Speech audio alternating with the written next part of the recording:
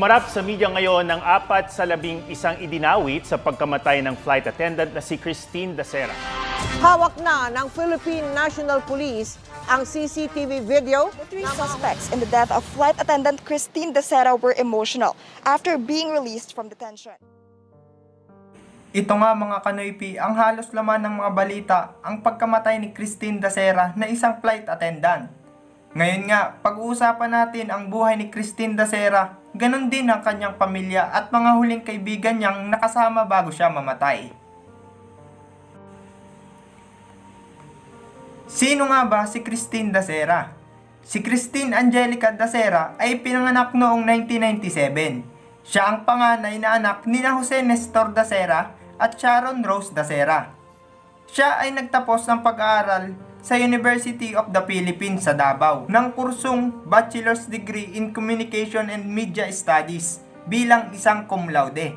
Nagtrabaho siya bilang isang marketing associate sa Gaisano Mall sa Davao. Dahil din sa angking katalinuhan at kagandahan ni Christine ay sumali siya sa Mrs. Silva Davao at doon nga ay nanalo siya bilang first runner-up. Noon ngang taong 2019, natupad ang kanyang pangarap na maging isang flight attendant sa Philippine Airlines. December 20, 2020, ito nga ang huling sakay ni Christine Dacera sa eroplano bilang isang flight attendant. January 1, 2021, nang matagpuan siyang wala ng buhay sa bathtub sa isang hotel sa Makati. Ayon sa unang investigasyon ng kapulisan, ang ikinamatay ni Christine Dacera ay ruptured aortic aneurysm o pagputok ng pangunahing ugat ng katawan. Ngunit may indikasyon din daw na posibleng ito'y ginahasa bago mamatay. Matapos nga lumabas ang autopsy report ni Christine Dacera, makikita natin sa unang pahina ang ikinamatay ni Christine ay ruptured aortic aneurysm. Sa ikalawang pahina naman, makikita ang full autopsy niya na sinasabi na walang nainom o nilagay sa inumin niya na isang party drugs bago ito mamatay. Makikita din natin mga kanoypi ang salitang presence of deep laceration. Ang ibig sabihin nito, walang indikasyon na ginahasa siya bago mamatay. Dahil kung meron mang nangyari na pumasok na matigas na bagay sa ano ni Christine, ay matagal na itong nangyari. Kumalat din ang kuha na ito ng magulang ni Christine sa isang interview. At samot-saring komento ng mga netizen at tila ba pinagtatawanan nila ang magulang ni Christine Dacera. Thank you, Sharon. Yan lang po. Maraming salamat.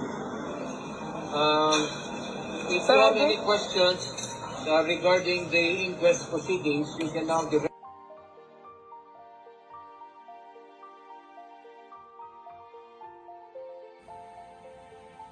Para sa aking opinyon mga kanoypi, huwag nating husgahan ang magulang ni Christine dahil hindi natin alam ang pakiramdam ng isang magulang na nawala ng pinakamamahal na anak.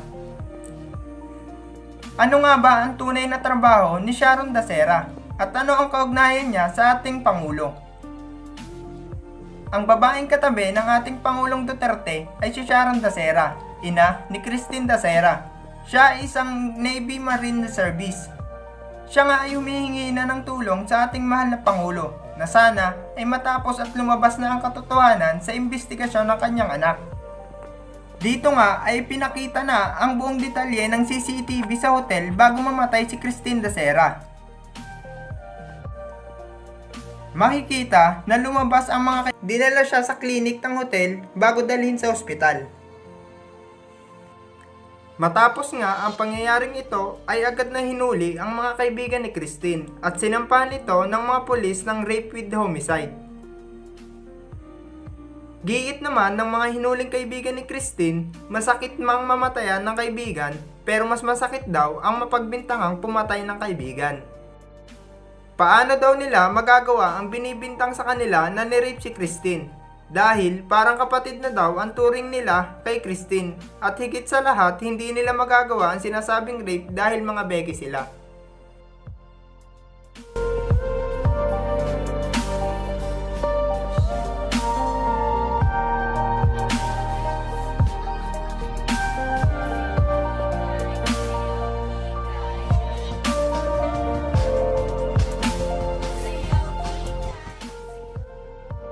Chinek ko kung may heartbeat siya. Wala rin. Sabi ko, Rom, tulungan mo ko tanggalin natin siya sa bathtub. I need to give her CPR.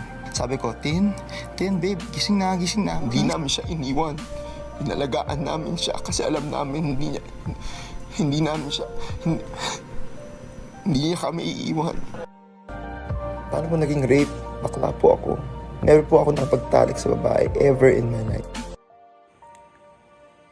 Kaugnay naman ng autopsy report na pag-alaman din ng mga pulis na bago gawin ang autopsy report ay inimpelsa muna ang bangkay nito. Sinampahan naman ng kaso ng pamilya ni Christine ang medico legal na nag-autopsy dito. Anong masasabi niyo mga Kanoypi sa pangyaring ito? I-comment nyo na sa ating comment box.